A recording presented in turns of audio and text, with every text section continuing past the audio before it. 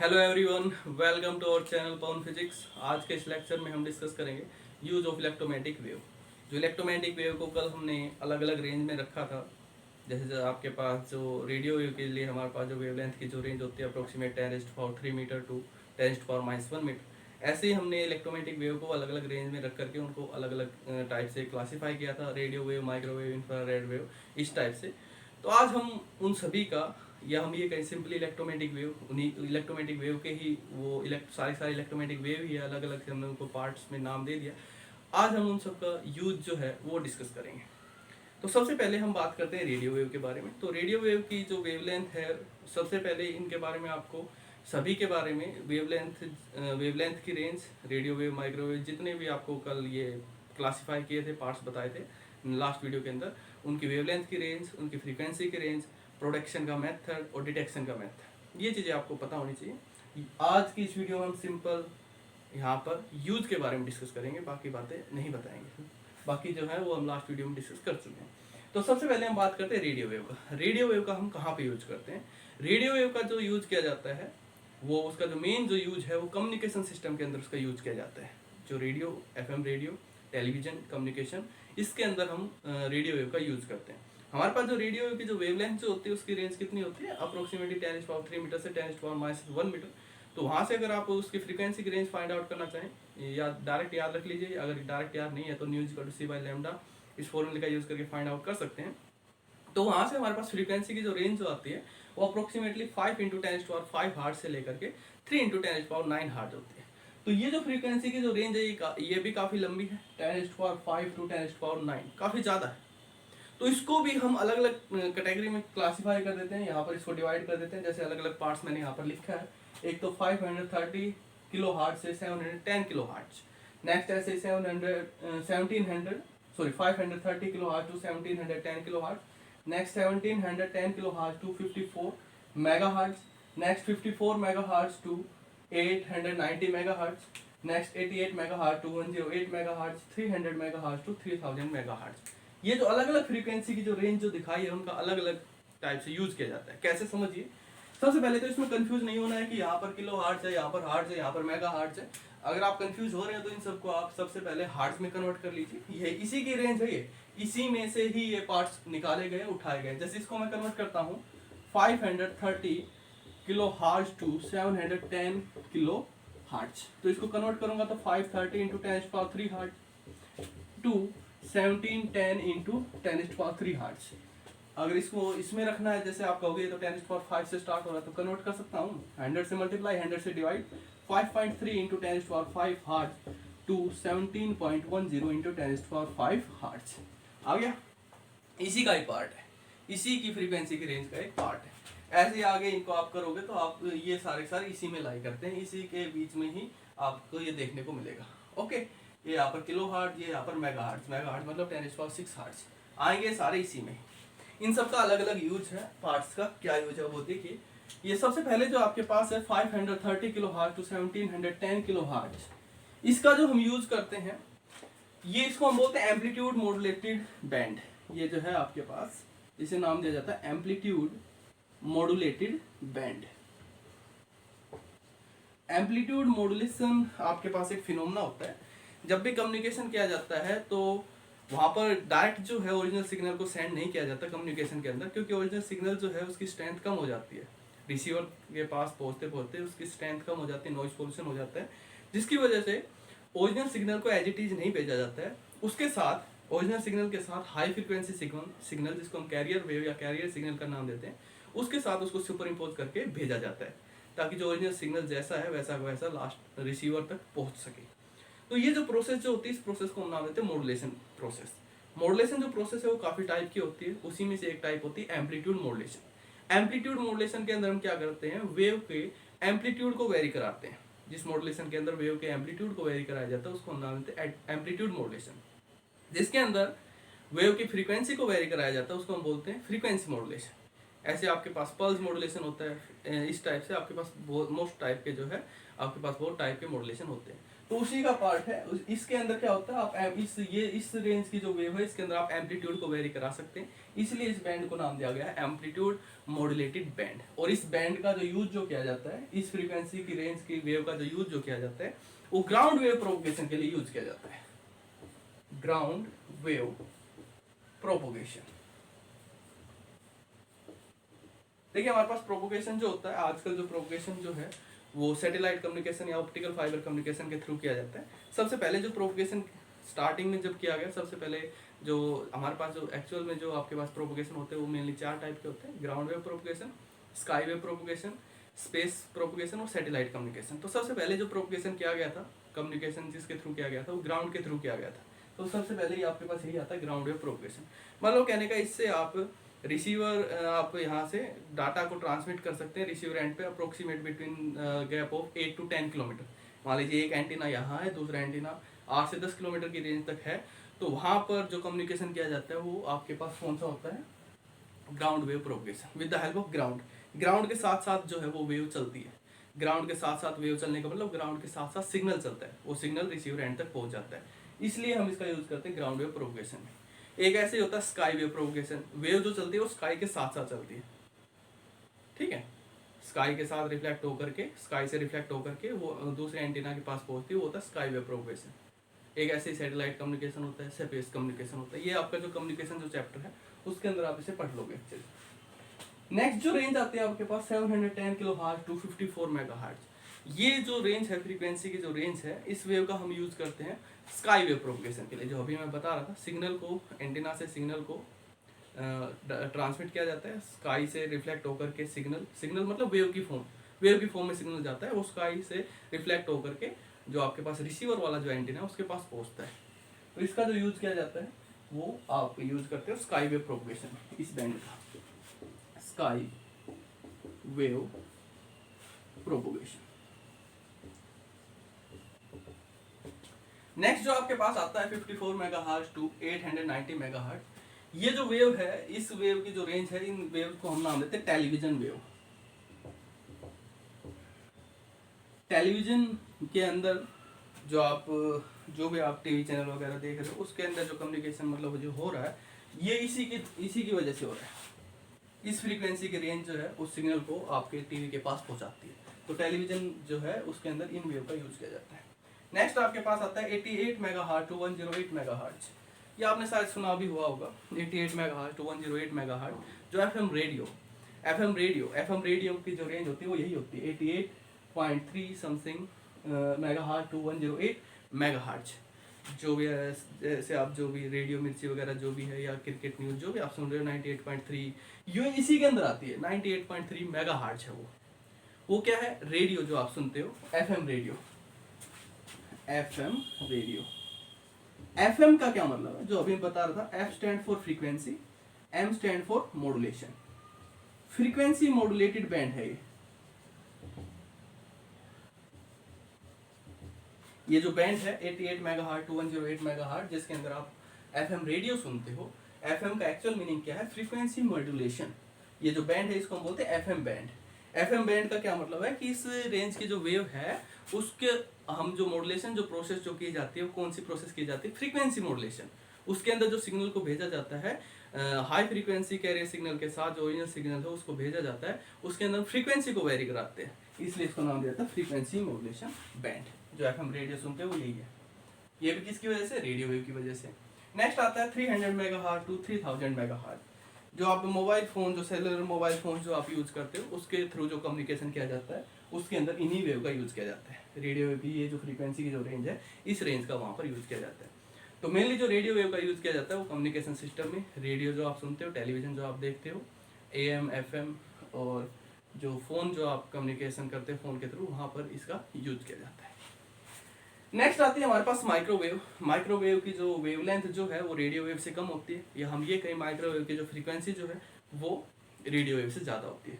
तो इसकी फ्रीक्वेंसी जो रेडियो वेव से ज़्यादा है और होती कितनी है, 3 × 10⁹ हर्ट्ज टू 3 × 11 हर्ट्ज।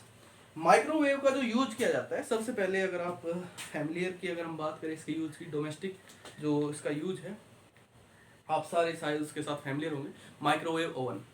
तो माइक्रोवेव ओवन जो है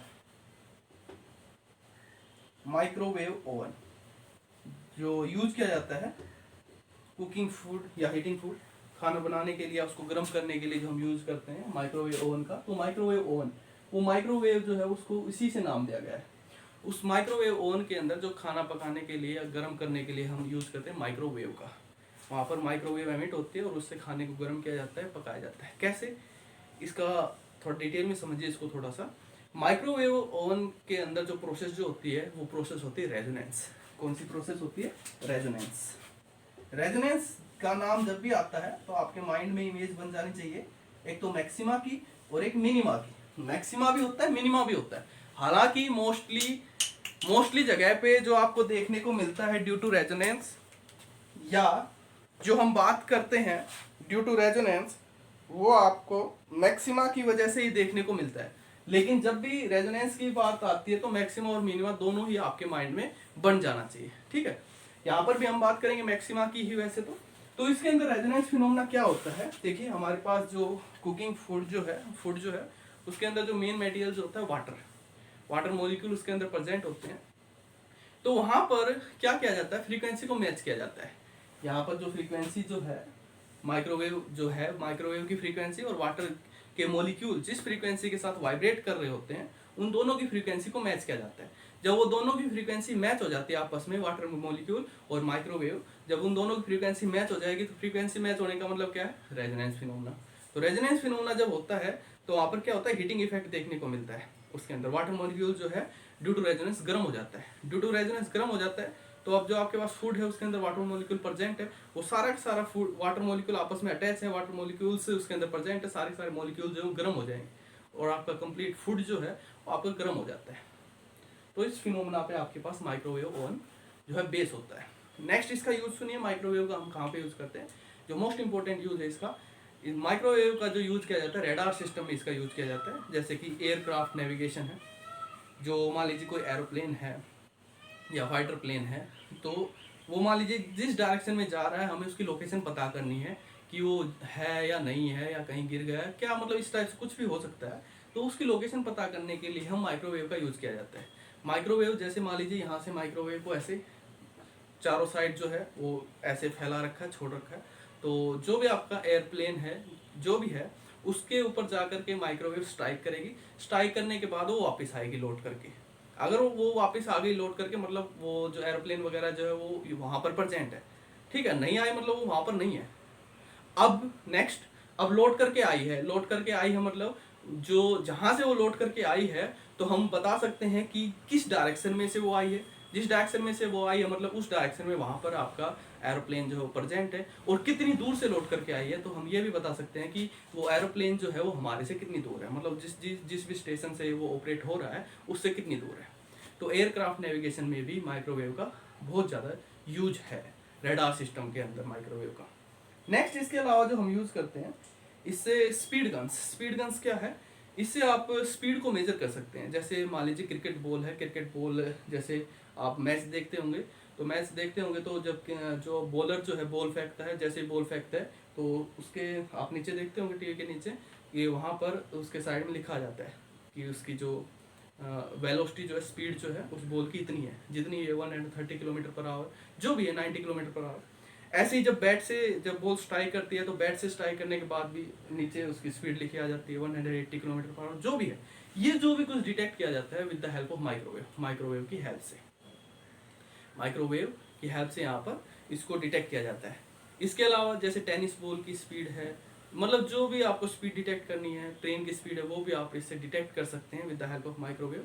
गन का हम यूज़ करते हैं, उसकी गन की हेल्प से गन को जैसे शूट किया जाता है वैसे ही माइक्रोवेव को शूट किया जाता है बॉल के ऊपर, और इस टाइप से उनकी स्पीड को हम मेजर कर सकते हैं।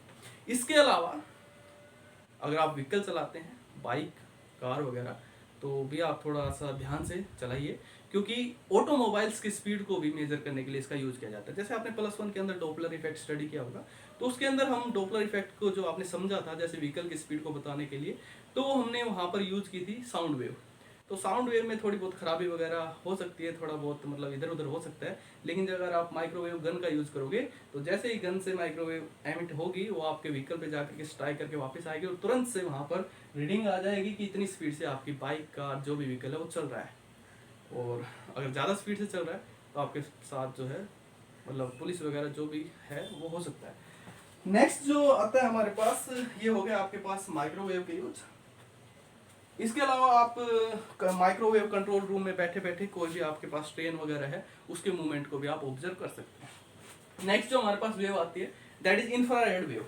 तो इंफ्रारेड वेव की जो वेवलेंथ जो है वो माइक्रोवेव से कम होती है, या हम कहें इसकी फ्रीक्वेंसी जो है वो माइक्रोवेव से ज्यादा होती है, या हम कहें इसकी फ्रीक्वेंसी जो है वो विजिबल लाइट से कम होती है। तो इसको किसी भी टाइप से लिखा जा सकता है अलग अलग में, जैसे ऐसे लिख देगा लो फ्रीक्वेंसी विजिबल लाइट, तो कंफ्यूज नहीं होना है। आप सोचो कि इसकी फ्रीक्वेंसी तो काफी ज्यादा है, लो फ्रीक्वेंसी विजिबल लाइट मतलब विजिबल लाइट से उसकी फ्रीक्वेंसी कम है, इंफ्रारेड की है भी कम, इसकी इतनी है और इसकी इतनी है। ओके, तो आपके पास जो इंफ्रारेड वेव जो है इसको हम हीटिंग वेव का नाम भी देते हैं। इंफ्रारेड वेव को हीटिंग वेव का नाम भी देते हैं। क्यों नाम देते हैं? क्योंकि इंफ्रारेड वेव जो है हीटिंग फिनोमेना को शो करती है। जिस भी मतलब सरफेस के ऊपर ही गिरेगी, जैसे मान लीजिए आपके ऊपर गिर रही, स्किन के ऊपर गिर रही है या जिस भी सरफेस के ऊपर गिर रही है, तो वहाँ के सरफेस को वो गर्म कर देती है। गर्म करने की वजह से आपको हीटिंग इफेक्ट मतलब हीट आपको देखने को मिलती है, इसलिए हम इसको हीटिंग वेव का नाम भी दे देते हैं। हीटिंग वेव भी नाम दिया जाता है। ये वेव जो एमिट होती है, जो आपके पास हॉट बॉडी जो होती है, गर्म आपके पास जो ऑब्जेक्ट है वहाँ से ये इंफ्रारेड वेव जो है वो एमिट होती है। इंफ्रारेड वेव जो है इसका जो यूज जो किया जाता है, कहाँ पे इसका यूज किया जाता है, मतलब जहाँ पर भी आपको हीटिंग इफेक्ट देखना है वहाँ पर आप इसका यूज कर सकते हैं। जहाँ पर आपको हीटिंग इफेक्ट की जरूरत है वहाँ पर आप इसको देख सकते हैं। हमारे अर्थ पे इसका जो मेन यूज है वो क्या है?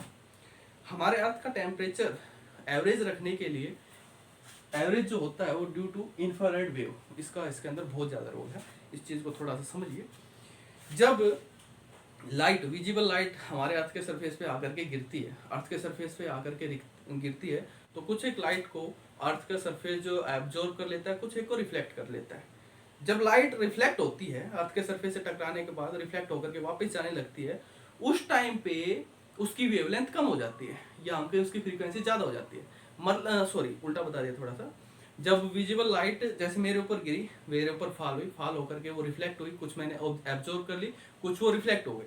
तो रिफ्लेक्ट होने के बाद क्या होता है, उसकी वेवलेंथ जो है वो कम हो जाती है, उसकी वेवलेंथ जो है वो ज़्यादा हो जाती है, उसकी वेवलेंथ जो है वो ज़्यादा हो जाती है। जो आपके पास विजिबल लाइट की जो वेवलेंथ है वो कम है एज कम्पेयर टू इंफ्रारेड। मतलब कहने का विजिबल लाइट जो इंफ्रारेड में कन्वर्ट हो जाती है, इसकी जो वेवलेंथ है इससे कम है। तो जब रिफ्लेक्ट होती है लाइट तो विजिबल लाइट की वेवलेंथ बढ़ जाती है। विजिबल लाइट की वेवलेंथ बढ़ने का मतलब वो इंफ्रारेड में कन्वर्ट हो जाती है। इंफ्रारेड में कन्वर्ट हो जाती है, इंफ्रारेड में कन्वर्ट हो गई मतलब हीटिंग इफेक्ट। तो अब वो अर्थ जो आपके पास जो अर्थ का जो एटमोस्फियर जो उसमें से बाहर नहीं जा पाती है, उसकी वजह से वेवलेंथ बढ़ने की वजह से वो अर्थ का जो एटमोस्फियर है वो बाहर नहीं जा पाती है। और जो ग्रीन हाउस गैसेज जो है, जो आपको ग्रीन हाउस इफेक्ट जो देखने को मिलता है, जो ग्रीन हाउस गैसेज जो है कार्बन डाइऑक्साइड और जो वाटर मॉलिक्यूल जो है उसको इस वेव को एब्जॉर्ब कर लेते हैं। लॉन्गर वेवलेंथ वेव जो विजिबल लाइट अब आपकी इंफ्रारेड वेव बन चुकी है उसको एब्जॉर्ब कर लेते हैं, और एब्जॉर्ब करने की वजह से क्या होता है, हीटिंग इफेक्ट आपको देखने को मिलता है। और आपका टेम्परेचर जो है एवरेज रखने के लिए इंफ्रारेड वेव का वहाँ पर बहुत मेजर रोल है इसके अंदर। सेम ऐसे ही इंफ्रारेड वेव का जो यूज जो किया जाता है, इंफ्रारेड वेव जैसे कि आपके पास मान लीजिए आप धुंध के अंदर, फोग जो आपके पास सीजन है उसके अंदर आप फोटोग्राफी करना चाहते हैं, तो फोटोग्राफी करना चाहते हैं तो आप फोगी डेज हैं तो उसमें कैसे फोटोग्राफी करोगे? मान लीजिए फोग आपके सामने है बिल्कुल, उस टाइम पे हम क्या करते हैं, इंफ्रारेड वेव का यूज कर लेते हैं, उससे हीटिंग इफेक्ट देखने को मिलता है, तो आपका फोग जो वो सामने से हट जाती है। तो फोटोग्राफी के अंदर भी हम इंफ्रारेड वेव का हम वहाँ पे यूज करते हैं। और जहाँ पर आपको हीटिंग इफेक्ट चाहिए वहाँ पर आप इस इंफ्रारेड को यूज कर सकते हैं। जो एलईडी है, लाइट एमिटिंग डायोड है, उससे भी इंफ्रारेड एमिट होती है, इसलिए हम इसका रेडियो सिस्टम में, हाईफाई सिस्टम में इस टाइप से भी हम इंफ्रारेड वेव का वहाँ पर यूज कर सकते हैं। नेक्स्ट आपके पास आती है विजिबल लाइट। विजिबल लाइट जो है, विजिबल लाइट की वजह से ही, इसके बारे में शायद बताने की जरूरत नहीं है, विजिबल लाइट जो जिस भी सरफेस पे जाकर के गिरती है वहाँ से रिफ्लेक्ट होकर के वापस आती है, रिफ्लेक्शन या रिफ्लेक्शन फिनोमेना देखने को मिलता है, जिसकी वजह से आप उस ऑब्जेक्ट को देख पाते हो। जो भी जिसको भी आप देख रहे हो, इस ब्लैक बोर्ड को देख रहे हो, इस पे ऊपर जो लिखा हुआ है इसको आप देख रहे हो, जो भी है आप इस यूनिवर्स को देख रहे हो कंप्लीट को, आप स्टार देख रहे हो, जो भी कुछ आप देख रहे हो, किसकी वजह से? Due to visible light. और विजिबल लाइट का एक जो मेजर रोल है, आपने ऑप्टिकल फाइबर कम्युनिकेशन सिस्टम सुना होगा। ऑप्टिकल फाइबर कम्युनिकेशन के अंदर विजिबल लाइट का बहुत मेजर रोल है, क्योंकि विजिबल लाइट की वजह से ही आपको TIR, total internal reflection phenomena देखने को मिलता है। और ऑप्टिकल फाइबर कम्युनिकेशन जो है वो TIR, total internal reflection phenomena के ऊपर ही बेस है। ओके, तो विजिबल लाइट के बारे में ज़्यादा बताने की जरूरत नहीं है। जो भी कुछ आप देख पा रहे हो सब कुछ विजिबल लाइट की वजह से ही है, उसके रिफ्लेक्शन और रिफ्रैक्शन की वजह से। नेक्स्ट आपके पास आता है अल्ट्रावायलेट रेज। अल्ट्रावायलेट रेज जो एमिट जो होती है वो वेरी हॉट बॉडीज, काफी हॉट बॉडीज की वजह से एमिट होती है अल्ट्रावायलेट। ये भी हॉट बॉडीज की वजह से एमिट होती है इंफ्रारेड। ये वेरी हॉट बॉडीज अगर बहुत गर्म है तो वहां से आपको अल्ट्रावायलेट वेव जो है वो आपको एमिट होती है वहां से। तो यहाँ पर जो सन जो है वो अल्ट्रावायलेट वेव का, अल्ट्रावायलेट रेज का मेजर सोर्स है। सन से आपको लार्ज अमाउंट में अल्ट्रावायलेट वेव जो है मिल सकती है। लेकिन जो हमारी ओजोन लेयर जो है, हमारी ओजोन लेयर जो है वो अल्ट्रावायलेट वेव को नहीं आने देती है, लेकिन आपको पता है ओजोन लेयर का क्या हाल हो रहा है, होल काफ़ी ज़्यादा हो रहे हैं। तो कुछ एक जो अल्ट्रावायलेट जो है वो हमारे अर्थ के सरफेस पे आ जाती है, जिसकी वजह से अल्ट्रावायलेट का क्या है, एक डिसएडवांटेज भी है। इसकी वजह से आपकी जो स्किन के ऊपर जो है इसके इफेक्ट देखने को मिलता है, आपकी स्किन जो खराब हो सकती है इसकी वजह से, अल्ट्रावायलेट रे की वजह से। तो डायरेक्ट अगर आप सनलाइट में काफ़ी टाइम तक रह रहे हो, देख रहे हो, तो आपको ये इफेक्ट देखने को मिल सकता है, क्योंकि ओजोन लेयर का काफ़ी बुरा हाल हो चुका आज के टाइम में। तो ये एक इंटरनेशनल इश्यू भी है जिसके ऊपर सबको देखना चाहिए, इसका ध्यान भी रखना चाहिए ओजोन लेयर को बनाए रखने के लिए, ठीक रखने के लिए उसको। इसी की वजह से ही अगर आप जैसे सनलाइट अगर आप देखना चाहते हो तो वहाँ पर आप गिलास विंडो का यूज़ कर सकते हैं। जो गिलास विंडो जो है, गिलास विंडोज में से ये अल्ट्रावायलेट रे जो पास नहीं हो पाती है, वो एक टाइप से ओजोन लेयर का काम करेगी। तो गिलास विंडोज में से सनलाइट जो है वो आ जाएगी, लेकिन जो अल्ट्रावायलेट जो है ये रे जो है वो पास नहीं हो पाती है। तो गिलास विंडो का इसीलिए यूज किया जाता है घरों के अंदर। नेक्स्ट जो है अल्ट्रावायलेट वेव जो है, जो हीटिंग जो मैं बता रहा हूँ वेरी हॉट बॉडीज की वजह से ये एमिट होती है। तो जो आपने वेल्डर देखे होंगे, जो वेल्डिंग करने वाले होते हैं, वो ग्लास के जो आपके पास जो गिलास के जो है वो वहाँ पर गोगल्स जो यूज करते हैं गिलास के, क्यों करते हैं, इसी वजह से, क्योंकि गिलास में से वो अल्ट्रावायलेट जो है रेज जो पास नहीं हो पाती है। अदरवाइज आपकी आंखें जो है, वेल्डर्स की आंखें खराब हो सकती है, इसलिए वो ग्लासेस का वहाँ पर यूज करते हैं। अल्ट्रावायलेट का अब जो यूज जो किया जाता है, इसकी फ्रीक्वेंसी की रेंज को देखते हुए इसका मेन जो यूज है वो लेजिक जो सर्जरी है, आई सर्जरी होती है, लेजिक आई सर्जरी, इसके अंदर हम इसका यूज करते हैं। इसके अलावा अल्ट्रावायलेट रेज का जो यूज किया जाता है यूवी स्पेक्ट्रोस्कोपी, यूवी स्पेक्ट्रोस्कोपी, शायद आपने केमिस्ट्री में इसका थोड़ा बहुत पढ़ा हो इसके बारे में। यूवी स्पेक्ट्रोस्कोपी क्या है? स्पेक्ट्रोस्कोपी से क्या होता है, हम जो एटम है, मॉलिक्यूल है, उनकी स्ट्रक्चर को समझने की कोशिश करते हैं कि एक्चुअल में वो है क्या। तो एटम मॉलिक्यूल के स्ट्रक्चर को समझने के लिए अल्ट्रावायलेट स्पेक्ट्रोस्कोपी, उसके अंदर हम यूवी अल्ट्रावायलेट वेव का यूज करते हैं। ओके, नेक्स्ट आपके पास आती है एक्सरे। एक्सरे भी जो है एक एक्सरे स्पेक्ट्रोस्कोपी होती है, उससे भी हम क्या करते हैं, एक्सरे की हेल्प से भी हम वहाँ पर एटम और मॉलिक्यूल की स्ट्रक्चर को हम वहाँ पर समझने की कोशिश करते हैं। इसके अलावा एक्सरे जो है इसको मेडिकल एप्लीकेशन है हॉस्पिटल के अंदर। जैसे एक्सरे जो है आपको जैसे मान लीजिए फ्रैक्चर वगैरह है या कुछ और है, आप अपने शरीर का ऊपर जो आपके शरीर के ऊपर जो एक्सरे जो डाली जाती है उसकी वजह से आप अपना इंटरनल जो स्केलेटन जो उसको आप देख सकते हैं, इसकी वजह से, एक्सरे की वजह से। लेकिन इसका डिसएडवांटेज क्या है, ये एक्सरे जो है, जो लिविंग टिश्यूज जो है, जो आपके जो जिंदा ऊतक जो है उनको खत्म कर देता है, उनको मार देता है, उनको डेड कर देता है। तो अगर आप बार बार अपने शरीर के ऊपर एक्सरे डलवा रहे हो, यूज कर रहे हो, तो वो जो लिविंग टिश्यूज जो है उनकी अमाउंट जो है आपके शरीर में कम होती चली जाएगी। तो इसलिए इसको बेकार में ये नहीं है कि डॉक्टर के पास ऐसे ही चले गए और बोल दिया एक्सरे कर दो, तो ऐसा नहीं करना चाहिए। क्योंकि ज़्यादा यूज जो है एक्सरे का, अगर आप एक्सरेज वो आपके शरीर के ऊपर, बॉडी के ऊपर एक्सरे डाली जाती है, वो लिविंग टिश्यूज को डेड कर देती है। तो उसका ज़्यादा यूज नहीं करना चाहिए एक्सरे का। एक्सरे का जो यूज किया जाता है, जो आपके पास जो कैंसर्स के जो हैं, कैंसर्स को वहाँ पर ख़त्म करने के लिए भी हम वहाँ पर इसको यूज करते हैं एक्सरे का। अल्ट्रावायलेट का इसके अलावा एक जो यूज और रह गए, आप पढ़ लेना, बाकी अपने मेन मैंने आपको बता दिया। वाटर प्योरीफायर, वाटर को प्योरीफाई करने के लिए हम अल्ट्रावायलेट का यूज़ करते हैं। फूड को प्रिजर्व करने के लिए भी हम अल्ट्रावायलेट का यूज़ कर सकते हैं। इंफ्रारेड का भी यूज़ कर सकते हैं फूड प्रिजर्व करने के लिए। नेक्स्ट जो आपके पास आता है गामा रे। गामा रे जो है, जो आपको इसका जो ओरिजिन जो न्यूक्लियस, जब आपके पास फिजन प्रोसेस जो होती है वहाँ पर आपको गामा रे जो देखने को मिलती है। तो गामा रे की जो फ्रीक्वेंसी जो है सबसे ज़्यादा होती है, फ्रीक्वेंसी सबसे हाई फ्रीक्वेंसी रे है, यहाँ पे इसकी वेवलेंथ जो काफ़ी कम होती है। तो गामा रे का जो यूज किया जाता है वो कैंसर सेल्स, इसका जो मेन जो यूज है मेडिकल के अंदर, कैंसर सेल्स जो है, कैंसर सेल्स को डिस्ट्रॉय करने के लिए, ख़त्म करने के लिए हम गामा रेज का यूज़ करते हैं। तो मैंने आपको इनके मेन जो यूज जो है, एडवांस जो है इस इलेक्ट्रोमैग्नेटिक वेव के बता दिए हैं, बाकी आप थोड़ा बहुत अपनी बुक से स्टडी कर लेना। इस वीडियो में इतना ही। Thank you.